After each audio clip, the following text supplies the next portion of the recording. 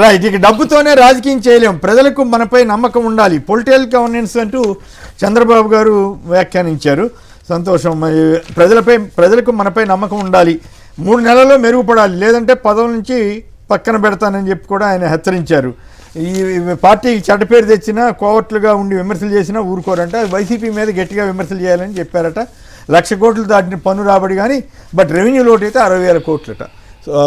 ఈ పరిస్థితి మీద శివశంకర్ గారు చెప్పండి. డబ్బుతోనే రాజకీయం చేయలేమని చంద్రబాబు గారు చెబుతున్నారు. అలాగే 3 నెలల్లో పక్కన పెడతారట మెరుగుపడకపోతే. ఆయన ఉద్దేశం ఏంటి అసలు? ఏమిటి అంటే ప్రజలకు సేవ చేయటమా, లేక వైసీపీ మీద విమర్శలు చేయటమే పొలిటికల్ గవర్నెన్సా? పొలిటికల్ గవర్నెన్స్ అని వాళ్ళు చెప్తారు, వాళ్ళకేం అర్థం కావట్లేదో ఏం పాడు టీడీపీ క్యాడర్కి. సో ఓవరాల్గా అది ఆయన స్టేట్మెంట్ మీద, ఆయన ఉపన్యాసం మీద రాజకీయమే డబ్బు అనేటువంటిది దయ్యాల వేదాలు ఉన్నట్టుంటది. అది మీకు తెలుసు సీనియర్ జర్నలిస్ట్ గా. అసలు ఆంధ్రప్రదేశ్ లో, ఉమ్మడి ఆంధ్రప్రదేశ్ లో ఆ డబ్బు ఇంట్రడ్యూస్ చేసేసి డబ్బు ద్వారా రాజకీయం అనేటువంటిది మొదలు పెట్టిందే చంద్రబాబు నాయుడు అనేటువంటిది అందరికీ తెలుసు. ఇక రెండవది పొలిటికల్ గవర్నెన్స్ అని కలెక్టర్ల మీటింగ్ దగ్గర నుంచి పబ్లిక్ మీటింగుల్లో, కార్యకర్త మీటింగుల్లో ఎన్ని చెప్తా ఉన్నారంటే, మీరు ఇష్టం వచ్చినట్టు దోచుకోండి, ఇష్టం వచ్చినట్టు చేయండి. పొలిటికల్ గవర్నెన్స్ ఏ అధికారి అడ్డుకోడు. ఇప్పుడు అధికారులు సార్ లాస్ట్ కి కలెక్టర్లను కూడా అధికారులు చిన్న టీడీపీ లీడర్ బెదిరించే స్థాయికి వెళ్ళారంటే ఈ పొలిటికల్ గవర్నెన్స్ అనే దానికే కదా. ఏ అధికారి కూడాను చిన్న కంప్లైంట్ తీసుకోవాలన్నా కూడా వైఎస్ఆర్ కాంగ్రెస్ పార్టీ వాళ్ళు కానీ, సాధారణ పౌరులు కానీ ఎవరైనా తప్పు చేసినా కూడా టీడీపీ వాళ్ళు వాళ్ళ మీద కంప్లైంట్ ఇవ్వడానికి వెళ్లే సాహసం చేసినా కూడా ఇమ్మీడియట్ గా ఇదే అధికారుల చేతనే వాళ్ళని బెదిరించుతారు. అంటే పొలిటికల్ గవర్నెన్స్ అని ఎంత స్థాయిలో ఇలా తీసుకెళ్తున్నాడు అనేటువంటిది ఇది ఒకటి ఉదాహరణ. ఇక రెండవది, ఈ 3 నెలల్లో తీసుకొని ఇట్లా సార్ మొత్తం ఏమైందంటే, తినేవాళ్ళు టీడీపీ నాయకులంతా కూడా దోచుకుంటా ఉంటే, కార్యకర్తలు అనేటువంటి వాళ్ళు మేము కూడా మాట్లాడుతూ ఉంటాం కదా ఎక్కడికి వెళ్ళినప్పుడు కానీ, మాకు మిత్రులు ఉంటారు. ఇట్లా వాళ్ళు చెప్పేది ఏంటంటే కనుక, మీతో మాట్లాడడానికి వీలు లేదని ఆయన ఎవరో ఆయన అది చెప్తాను సార్, అది చెప్తాను. ఇప్పుడు ఆ కార్యకర్తలంతా ఏం చెప్తారంటే, సార్ మాకు ఏదేదో చెప్పినారు, యువగలం అని చెప్పి, ఇది ఉద్యోగాలు అని చెప్పి, 1,00,000 జాబ్ క్యాలెండర్లు అని చెప్పి, అది చెప్పారు, ఇది చెప్పారు, బాగా జనాలకు ఊళ్ళో వెళ్ళేసి అంతా ప్రచారం చేశాము. ఈ రోజు మాకే దిక్కు లేదు, మమ్మల్ని పట్టించుకోలేదు, మాకు ఇన్కమ్ సోర్స్ ఎట్లా, మాకు చిన్న పనులు కాదు, ఏదైనా కూడా వాళ్ళే పెద్ద పెద్దోళ్ళు తింటా ఉంటారు అని కార్యకర్తల్లో పూర్తి నిరాశ నిస్పృహల్లో టీడీపీ క్యాడర్ ఉంది. ఆ వ్యతిరేకత కానీ అది అడక్కోకుండా లేదంటే కనుక మీటింగులు పెట్టుకుని బుల్డోజ్ చేసుకుంటా ఆ కార్యకర్త పదవాడతారు. కార్యకర్తల్లో వాళ్ళకి 90% కార్యకర్తలు పూర్తి నిరాశ నిస్పృహల్లో ఉన్నారు. ఇక రెండవది, మీరు అన్నట్టు మాట్లాడితే ఏంటంటే, ఆయన చింతకాయల స్పీకర్ గారి కుమారుడు ఆ వీడియో వైరల్ అవుతా ఉంది. ఎవరైనా కూడాను మాట్లాడే వాళ్ళు ఎవరు ఆయనకు తెలుస్తుందంట. ఆ పదం కూడా వాళ్ళ భాష చూడండి, ముడ్డి మీద అంటాను పొట్ట పేగులు ఇప్పదీసేసి పేగులు బయటికి తీస్తారంట అట్లా చేస్తే. అది పాపం ఆ వాళ్ళే అంతా మీమ్స్ అవుతా ఉన్నాయి. నిన్న బొత్స గారిని లోకేష్ గారు పలకరించారంట. తెలుగుదేశం వాళ్ళు ఇట్లా అంటున్నావు కదా అన్నా, విజయన్న మరి లోకేష్ గారిని ఏం చేద్దామన్నా, వైసీపీ నాయకులతో మాట్లాడుతున్నారు కదా అని ట్రోల్ అవుతా ఉంది. వైసీపీ నాయకులతో ఆయన మాట్లాడా కార్యక్రమంలో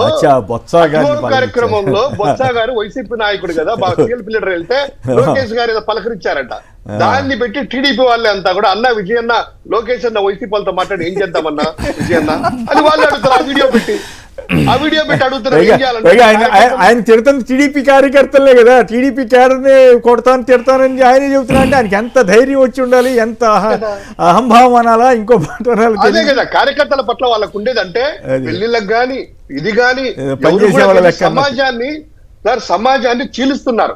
ఒక వర్గంగా చీల్చే సమాజాన్ని ఇట్లా చేస్తా ఉన్నారు. అది చాలా చెడ్డ సంప్రదాయం. చంద్రబాబు గారు వైసీపీ వాళ్ళు ఎవరికి పనులే చేయొద్దంటే అసలు ఈయన ఎవరితో మాట్లాడొద్దని చెబుతున్నాడు. ఏందో ఈ సమాజం అనేటువంటిది ఉంది. ఇక రెండవ సార్, ఈ ఈనాడు పత్రిక కథనాల ప్రకారము ఈ యొక్క పన్నుల రాబడి విపరీతంగా ఉంది. టార్గెట్ రీచ్ అయిపోయింది. 1,05,331 కోట్ల రూపాయలు అని చెప్పి పెట్టారు. ఇప్పుడు ఒకటి సార్, పన్నులో అది కంపారిజన్ స్టేట్మెంట్ ఎలా ఇచ్చారు తెలుసా? వైఎస్ఆర్సీపీ హయాంలో 2021 69,000 కోట్లే ఉంటే, 22లో 79,000 కోట్లు ఉంటే, ఇప్పుడు 25లో ఏకంగా 1,05,000 కోట్ల రూపాయల వరకు పెరిగింది అంటున్నారు కదా. అప్పులు పెరుగుతున్నాయి. కరోనా గురించి రాయరు, అప్పుల గురించి రాయరు.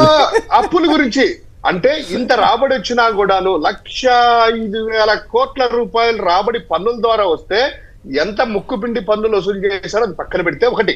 రెండవది దగ్గర దగ్గర ప్రతి మంగళవారము 3,000-4,000 కోట్ల అప్పులు తెస్తా ఉన్నారు. చూడానికంటే ఎక్కువ ఈ అప్పులన్నీ ఏమైనాయి, ఈ వచ్చిన రాబడి ఏమైంది? ఒక్క సంక్షేమ పథకం అమలు చేయాల, పూర్తిగా ఉద్యోగులకు ఇవ్వలేదు, ఏ వర్గానికి ఇవ్వలేదు.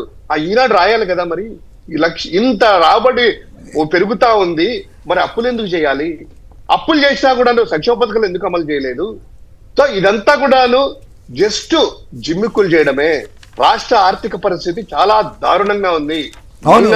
నేను చదివాను, కాకు వాళ్ళు ఎవరో రిపోర్ట్ ఇచ్చారని చెప్పి కొన్ని పత్రికలు, ఇంగ్లీష్ పత్రికల్లో వచ్చింది.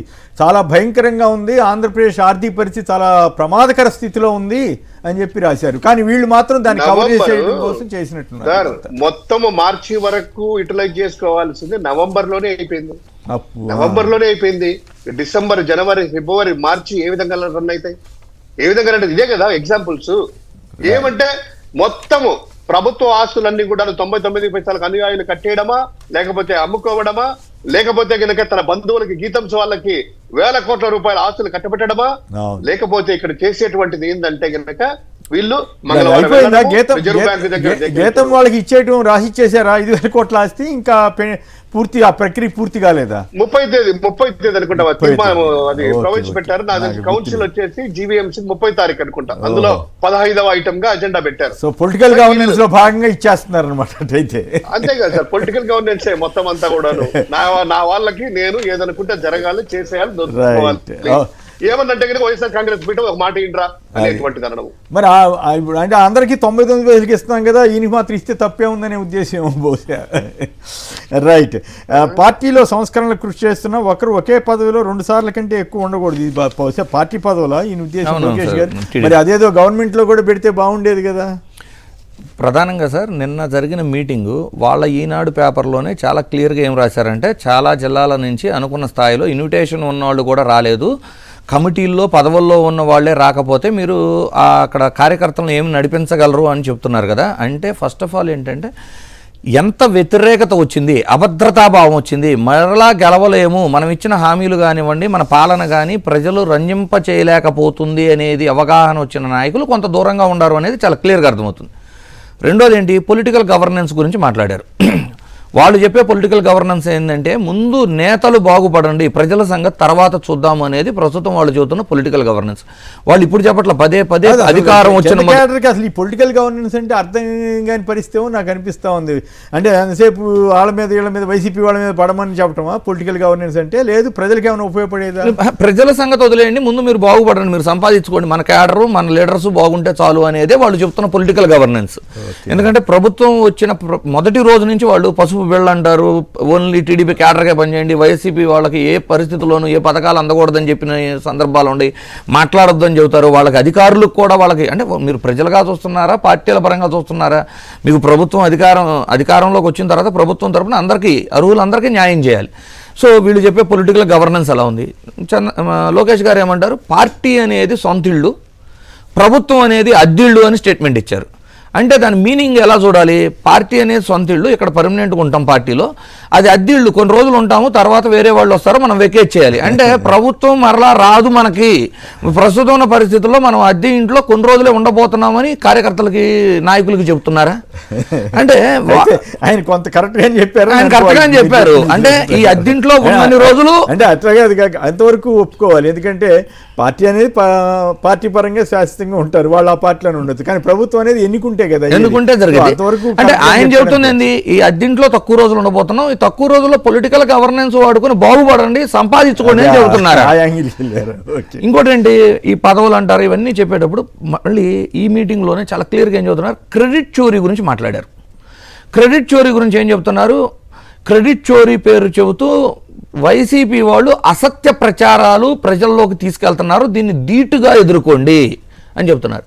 బాబు, జగన్మోహన్ రెడ్డి గారు with facts, documents, statistics, numbers, జీవోలు జరిగినవన్నీ కూడా పట్టుకొని ప్రెస్ మీట్ ఇస్తే ఇప్పటి వరకు మీ 175 నియోజకవర్గాల్లో 164 నియోజకవర్గాల్లో మీ ప్రతినిధులు ఉండి కూడా ఏ ఒక్క దానికి కూడా కౌంటర్ ఇవ్వటం కానీ సమాధానం కానీ ఇవ్వలేకపోతున్నారు అంటే జగన్మోహన్ రెడ్డి గారు చెబుతుంది వాస్తవము. సో కాదుగా వాళ్ళే కాదు, చంద్రబాబు గారు కానీ, లోకేష్ గారు కానీ, పవన్ కళ్యాణ్ గారు కానీ, ఇదిగో జగన్ ఈ పాయింట్ చెప్పారు, ఇదిగో మేము ఖండిస్తున్నాం, ఈ పాయింట్లో ఇది మా వాదన అని చెప్పట్లేదు కదా, ఊరికే జనరల్గా బట్టకాల్సి మేదేటింది తప్ప. అంతే. ఇప్పుడు ఏం జరుగుతుంది అంటే నిజాలు వెళ్ళిపోతున్నాయి, మన మీడియా మనము ఆపలేకపోతున్నాము, మీరు చర్యలు తీసుకోండి.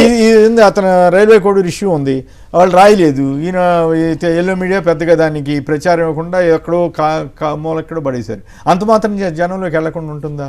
అదే కదా. ఇప్పుడు వీళ్ళ స్ట్రాటజీ ఎలా ఉంటుందండి సార్, ఒక లడ్డు వ్యవహారం కానీ ఏదైనా తీసుకోండి, ఒక ఇష్యూ లడ్డు అయితే ఎంత 6 నెలల పాటు లడ్డు ఆ పేరు నాని గారి మీద కేసు పెట్టారంటగా. అవును, ఏమని అది కూడా చూడండి, మళ్ళీ చెబుతా చూడండి. పేరు నాని గారు చేసిన అనుచిత వ్యాఖ్యలు ఏంటి అంటే తప్పు చేసి జంతు మాంసాలు కలిసినాయి అని చెప్పిన సత్యాలు మాట్లాడి అప్రతిష్ట తెచ్చిన వారి నాలిక మీద వాత పెట్టాలి అన్నారు.